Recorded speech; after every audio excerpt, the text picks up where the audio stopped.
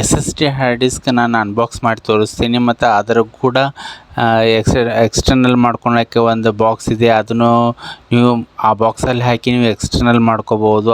ಅದು ಎರಡೂ ಕೂಡಿ ತರಿಸಿದ್ದೀನಿ. ಎರಡೂ ಕೂಡಿ ಲಿಂಕ್ ನಾನು ಡಿಸ್ಕ್ರಿಪ್ಷನ್ನಲ್ಲಿ ಹಾಕಿರ್ತೀನಿ. ಈಗ ನಾನು S S D hard disk box open ಮಾಡ್ತಾ ಇದ್ದೀನಿ. ಈಗ ನೋಡಿ ಫ್ರೆಂಡ್ಸ್, ನೀವು ಒಂದು S S D hard disk C ಡ್ರೈವಿಗೆ ಸಪ್ರೇಟಾಗಿ ನೀವು ಇಟ್ರಪ್ಪ ಅಂತಂದರೆ ನೀವು ಫಾರ್ಮೇಟ್ ಮಾಡಿದಾಗ ಅದು ಒಂದೇ ಫಾರ್ಮೇಟ್ ಆಗುತ್ತೆ. DEFಗೆ ಒಂದು 1 TB ಅಥವಾ 2 TB ನೀವು ಹಾರ್ಡ್ ಡಿಸ್ಕ್ ಕನೆಕ್ಟ್ ಮಾಡ್ಕೊಂಡು ಇಟ್ಕೋಬಹುದು. ಮತ್ತು ಇದಕ್ಕೇನಾಗತ್ತಪ್ಪ ಅಂತಂದರೆ ಈ S S D hard disk ಇಟ್ಕೊಳೋದ್ರಿಂದ ರಿಕವರು ಅಥವಾ ಕರಪ್ಟ್ ಆದರೆ ಮಾಡ್ಕೋಬೋದು ಮತ್ತು ಹಾಳಾಗೋ ಚಾನ್ಸೂ ಇರೋದಿಲ್ಲ, ಏನೂ ಪ್ರಾಬ್ಲಮ್ ಆಗೋದಿಲ್ಲ. ಮತ್ತು ಬೇರೆ ಹಾರ್ಡ್ ಡಿಸ್ಕ್ ನೀವು ಕಂಪೇರ್ ಮಾಡಿದರೆ ಇದು ಸ್ಪೀಡ್ ಕೂಡ ಫಾಸ್ಟ್ ಆಗುತ್ತೆ. ಈಗ ನೋಡಿ ಫ್ರೆಂಡ್ಸ್, ನಾನೀಗ S S D hard disk box open ಮಾಡಿದ್ದೀನಿ ಮತ್ತು S S D hard disk ಕೂಡ ಓಪನ್ ಮಾಡ್ತಾ ಇದ್ದೀನಿ. ಈಗ ನೋಡಿ S S D hard disk ತೆಗಿತಾ ಇದ್ದೀನಿ. ನೀವು ಈ S S D hard disk ನೀವು ಎಕ್ಸ್ಟರ್ನಲ್ ಮಾಡಿಕೊಂಡು ನೀವು ಆರ್ಡ್ರ್ ಮಾಡ್ತಿರ್ತೀರಿ. ಮ್ಯಾರೇಜ್ ಆರ್ಡ್ರ್ ಆಗಲಿ, ನೀವು ಡಾಟಾಗಳನ್ನು ಇಟ್ಕೊಂಡಿರ್ತೀರಿ, ಅವು ಇಂಪಾರ್ಟೆಂಟಾಗಿ ಇರ್ತಾವೆ. ನೀವು ಅವನ್ನ ಹಾಳಾತಪ್ಪ ಅಂತಂದರೆ 10,000 20,000 ಕೊಟ್ಟು ಹಾರ್ಡ್ ಡಿಸ್ಕ್ ರಿಕವರ್ ಮಾಡಿಸ್ಬೇಕಾಗತ್ತೆ. ಈ S S D hard disk ಒಳಗೆ ಏನೂ ಆಗೋಕ್ಕೆ ಚಾನ್ಸ್ ಆಗೋದಿಲ್ಲ ಫ್ರೆಂಡ್ಸ್. ಇದು ಬರ್ನ್ ಆಗೋಕ್ಕೆ ಚಾನ್ಸ್ ಆಗೋದಿಲ್ಲ, ಆಮೇಲೆ ಹಾಳಾಗೋಕ್ಕೆ ಚಾನ್ಸ್ ಆಗೋದಿಲ್ಲ. ಈಗ ನೋಡಿ ಫ್ರೆಂಡ್ಸ್, ಇದು ಎಸ್ ಎಸ್ ಡಿ ಹಾರ್ಡ್ ಡಿಸ್ಕನ್ನು ಓಪನ್ ಮಾಡಿದ್ದೀನಿ.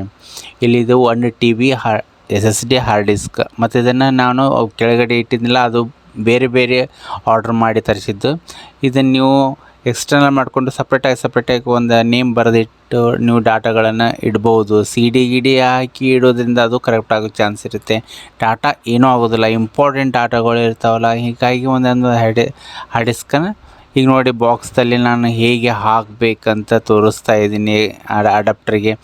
ನೋಡಿ friends, S S D hard ಡಿಸ್ಕನ್ನ ಇಲ್ಲಿ ನಿಮಗೆ ಒಂದು ಪಿನ್ ಕೊಟ್ಟಿರ್ತಾರೆ. ಈಗ ಇಲ್ಲಿ ನಾ ತೋರಿಸ್ತಾಯಿಲ್ಲ, ಅದನ್ನೇ ನಿಮ್ಮ ಎಸ್ ಎಸ್ ಡಿ ಹಾರ್ಡ್ ಡಿಸ್ಕನ್ನು ಇಲ್ಲಿ ಪಿನ್ ಇದೆ ಅದನ್ನು ನೀವು ಇಲ್ಲಿ ಕನೆಕ್ಟ್ ಮಾಡಿ, ಅಂದರೆ ಪುಷ್ ಮಾಡಿಬಿಡ್ಬೇಕು ಇಟ್ಟು.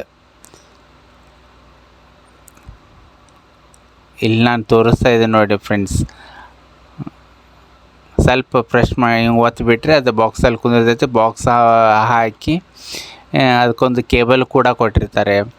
ಆ ಕೇಬಲನ್ನು ನೀವು ನಿಮ್ಮ ಲ್ಯಾಪ್ಟಾಪ್ ಅಥವಾ ಕಂಪ್ಯೂಟ್ರಿಗೆ ಕನೆಕ್ಟ್ ಮಾಡಬೇಕು.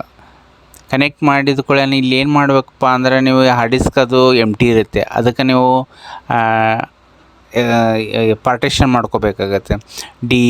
ನೀವು ಎಷ್ಟು ಡ್ರೈವ್ ಬೇಕು ಅಷ್ಟು ನೀವು ಅದನ್ನು ಡಿವೈಡೆಡ್ ಮಾಡಿ, ನೀವು 1 TBಗೆ ಡಿವೈಡೆಡ್ ಮಾಡಿ 3 ಡ್ರೈವ್ ಬೇಕು ಅಥವಾ 2 ಡ್ರೈವ್ ಬೇಕು ಅಂಥೇಳಿ ನೀವು ಡಿವೈಡೆಡ್ ಮಾಡಿ ನೀವು ಅದನ್ನು ಮಾಡ್ಕೋಬೇಕಾಗತ್ತೆ. ಮ್ಯಾನೇಜಿಗೆ ಹೋಗಿ ಇಲ್ಲಿ ಮೈ ಕಂಪ್ಯೂಟರ್ದಲ್ಲಿ ರೈಟ್ ಕ್ಲಿಕ್ ಮಾಡಿ ಮ್ಯಾನೇಜಿಗೆ ಹೋಗಿ ಡಿಸ್ಕ್ ಮ್ಯಾನೇಜ್ಮೆಂಟ್ ಅಂತ ಕ್ಲಿಕ್ ಮಾಡಿ ನೀವು ಈ ಥರ ಪಾರ್ಟಿಷನ್ ಕೂಡ ಮಾಡಿಕೊಂಡಾಗ ನಿಮ್ಗೆ DEF ನಿಮ್ಗೆ ಎಷ್ಟು ಬೇಕೋ ಮುಂದಿನ ಡ್ರೈವ್ಗಳನ್ನು ಪಾರ್ಟಿಷನ್ ಮಾಡ್ಕೋಬೋದು. ಈ ವಿಡಿಯೋ ಇಷ್ಟ ಆಗಿದೆ ಅಂತ ತಿಳ್ಕೊತೀನಿ. ಇಷ್ಟ ಆಗಿದ್ದರೆ ಲೈಕ್ ಮಾಡಿ, ಶೇರ್ ಮಾಡಿ ಮತ್ತು ಸಬ್ಸ್ಕ್ರೈಬ್ ಮಾಡಿ ಫ್ರೆಂಡ್ಸ್. ಈ ವಿಡಿಯೋವನ್ನು ಎಲ್ಲರಿಗೂ ಶೇರ್ ಮಾಡಿ ಫ್ರೆಂಡ್ಸ್. ಎಕ್ಸ್ಟರ್ನಲ್ ಕೂಡ ಮಾಡಿ ಇಡ್ಬೋದು ಅಂತ ನಾನು ಈ ವಿಡಿಯೋದಲ್ಲಿ ತೋರಿಸಿದ್ದೀನಿ. ಕೆಳಗೆ ಡಿಸ್ಕ್ರಿಪ್ಷನ್ದಲ್ಲಿ ಲಿಂಕ್ ಕೊಟ್ಟಿದ್ದೀನಿ, ನೀವು ಅದನ್ನು ಬಾಯ್ ಮಾಡ್ಬೋದು. ಈ ವಿಡಿಯೋ ನೋಡಿದ್ದಕ್ಕಾಗಿ ತುಂಬ ಧನ್ಯವಾದಗಳು.